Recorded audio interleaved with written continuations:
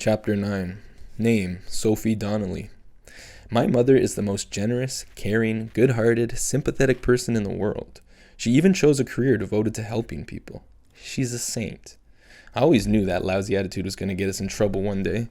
Still, never in my wildest nightmares could I have imagined myself living with a refugee from Bizarro World.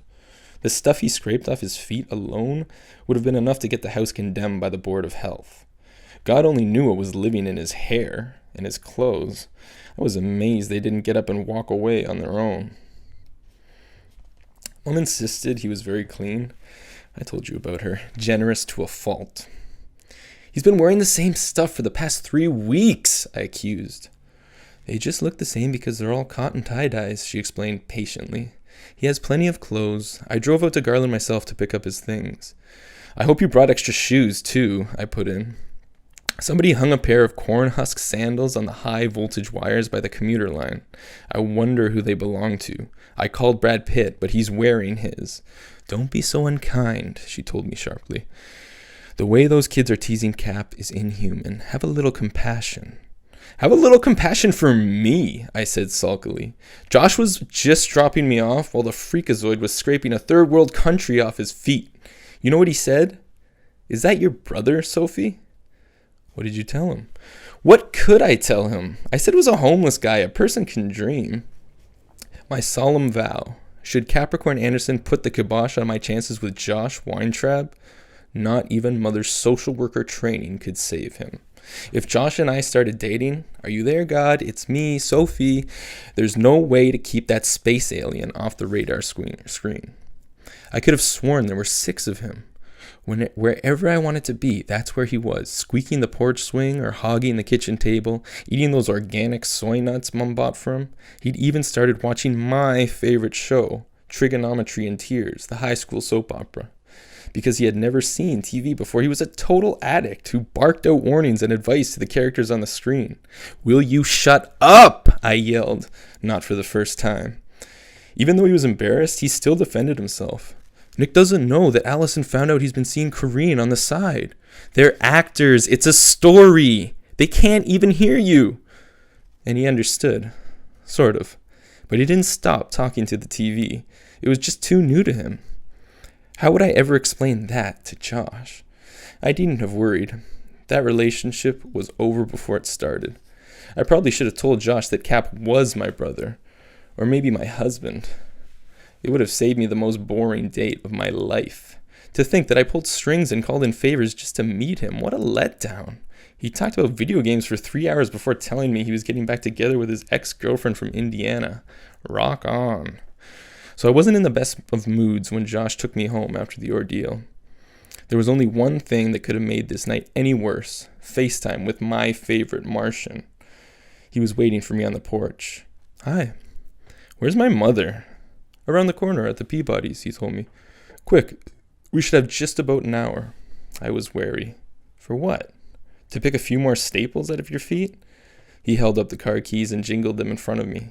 Driving lessons. I stared at him. Driving lessons? From a little squirt like you? Then I remembered what Mom had told me, that Cap had been arrested and released for driving without a license. At that lawless flower child camp Dayglow, they'd probably let you drive when your foot could reach the pedal, without breaking the moisture seal on your training pants. I know your other lessons got canceled, he went on. Oh, thanks, Mother. Someday I'll repay you by telling your personal business to every passing hobo. I felt betrayed, furious, and intrigued. My father was a total flake. He'd probably get around to giving me a lesson one day, but it would be pure random chance when and if it ever happened. And Mom's killer schedule didn't have a lot of windows of opportunity. I wanted to drive. I needed a teacher, even if it had to be the freakazoid. I did a lot of things I'd promised myself I'd never do. I got in the car with him. I listened to him and did what he told me. That idiotic Zen hippie style of his turned out to be just right for a driving instructor. No matter what mistakes I made, it didn't seem to faze Cap. Not even when I thought someone's driveway was a side street and turned onto it. Honest mistake, said Cap. But rattled, I stepped on the gas instead of the brake. The Saturn burst forward. Suddenly a white painted garage door loomed out of the darkness, coming up fast. I lost it. I didn't even have the sense to take my foot off the gas. I was in mid-panic. when Cap reached over and yanked on the steering wheel. We swung around, the tires of the Saturn churning soft earth as we plowed into a flower bed. The rough ride slowed us down long enough for him to reach over and shift into park. The car lurched to a halt. Abdominal breathing, he ordered quietly. In through the nose, out through the mouth. But there's no almost, he lectured serenely. Only happened and didn't happen. This didn't happen. Get us out of here, I whimpered when my lungs refilled with air. You'll do that. It's a circular driveway. Just continue around. I was really panicking. Visions of an angry homeowner coming at us with a shotgun were whirling around my head. I can't, it's too narrow, and there are trees on both sides. I'll hit something. At that point, I didn't care if I ever drove again. I just wanted to make it home alive in something that still resembled a Saturn. He was endlessly patient. This is a philosophy Rain passed on to me when she taught me how to drive our truck. I very nearly hit him. This is no time for your hippy-dippy wisdom. But there was no stopping Cap when the subject was the immortal Rain. She said, if the front gets through, the rest will drag. I stared at him. That's philosophy? Rain used to drive a taxi in San Francisco before she formed Garland. I let out a nervous giggle, and it relaxed me. I put the car back in gear and aimed the hood between the two trees. May Mother never find out that I was piloting her precious Saturn on instructions from Rain, the face of so many of her childhood nightmares. When we reached the road, I was panting with pure relief.